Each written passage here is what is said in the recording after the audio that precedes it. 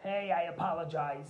I don't know what happened, but my internet went down. So I'm restarting and I'm going to start from the beginning for those who didn't watch yet.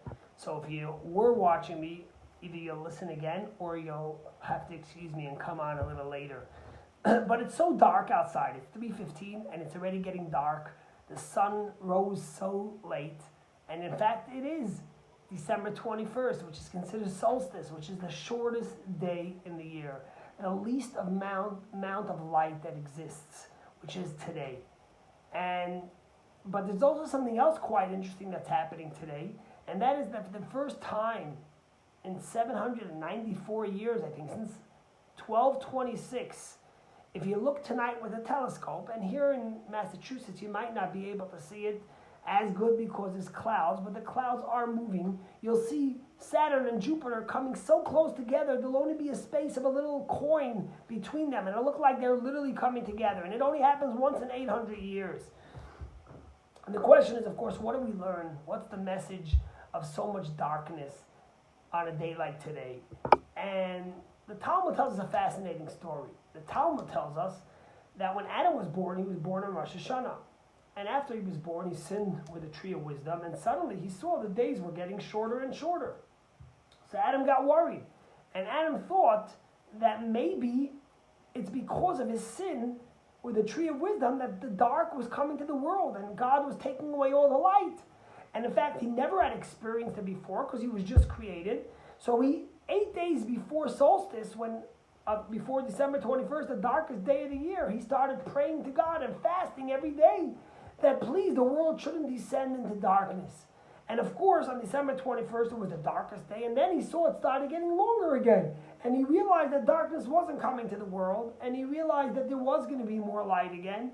And that's when he made an 8-day celebration to celebrate the return of light. And according to some opinions, not all, but according to the Maharal of Prague, this is the origins of Hanukkah. Although Hanukkah, we celebrate the great miracle of the Chashmonaim, the Maccabees, in the time of the temple. But the origins are with Adam celebrating the idea of light coming back and dispelling the darkness that was there. But what's the message for us? And why did God create some days lighter, some days darker? And the commentaries tell us that one of the reasons why God created days with his less light and days with his more light is because in our own life, similar things happen. There's a time when there's so much darkness and we get worried. We feel like we'll never see light again. It's so dark. It's so painful in our lives.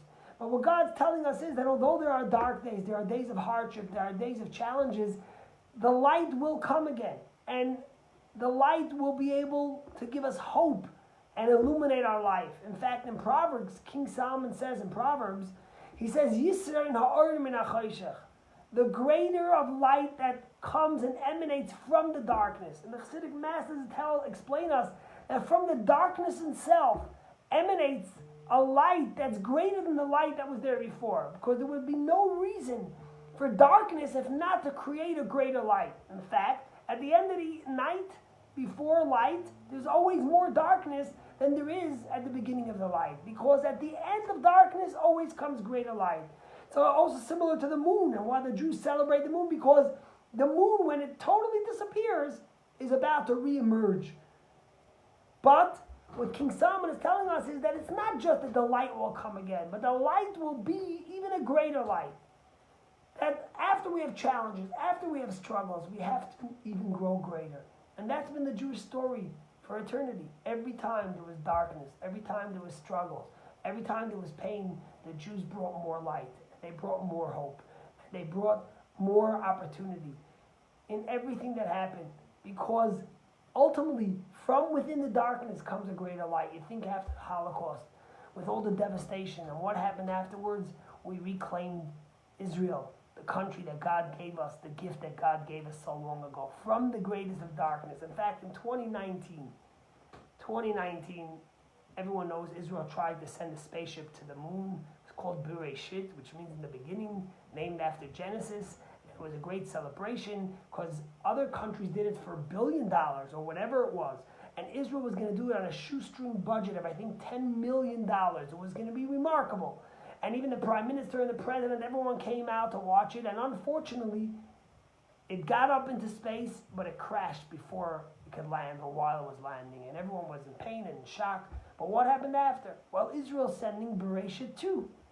And what's Bereshit 2? It's not going to be one spaceship. It's going to be two. There's going to be a mother spaceship that's going to take two of them that are going to go on both sides of the moon, spend 2 years doing all they have to do while the mother spaceship is going to watch from above, and then they're going to come back down. Because Israel and the Jewish people have known for eternity that from the darkness, from the challenge, from the pain, comes a greater light. And why do I say this today?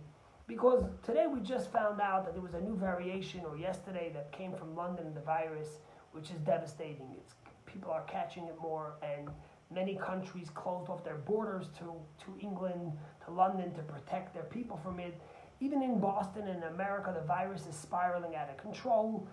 Yet, we know there's hope because people are getting vaccinated. We know people on our own show, many people who are doctors who already got the vaccine. I just spoke to over here in America, you have to be a doctor in a hospital or certain criteria. As my cousin in Israel told me, he's 60 years old. Anyone over 60 can get the vaccine. He's getting vaccinated tomorrow.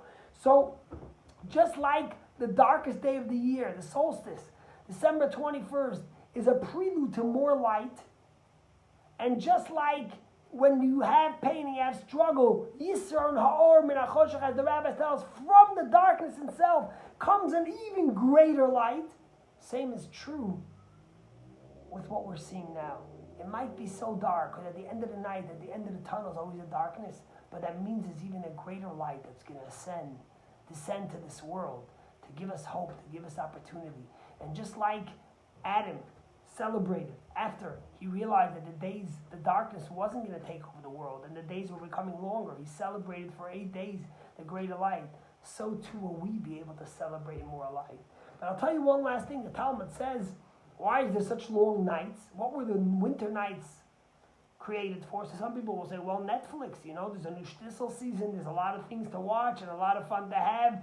There's so many opportunities. In fact, a lot of people in our community are recommending Shadow of Valley of Tears, which is a 10 week, I think it's on, I don't even know what it's showing on, if it's HBO, but it's supposed to be remarkable about the Yom Kippur War and what happened there and the terrible story of the Valley of Tears, which is pretty amazing. But the Talmud says something else. The Talmud says the reason why long nights were created is because the time to learn Torah, Elul Girsa, it's a time to study, because when you have a long night and there's less daylight out and you can't be out partying, you have time to open your book, to study, to grow your knowledge in Torah, to connect closer to God, and to be a person that's, the more knowledge you have in Judaism, the greater connection you could have, because without knowledge, there's no real connection, and that's why it's important to study. So in any case, I pray and hope that as we watch Saturn and Jupiter come together, and we watch the darkest day leave us, that there will be more light and more hope in the world and more celebration. Have a great day, all of you. God bless you, and we'll be in touch.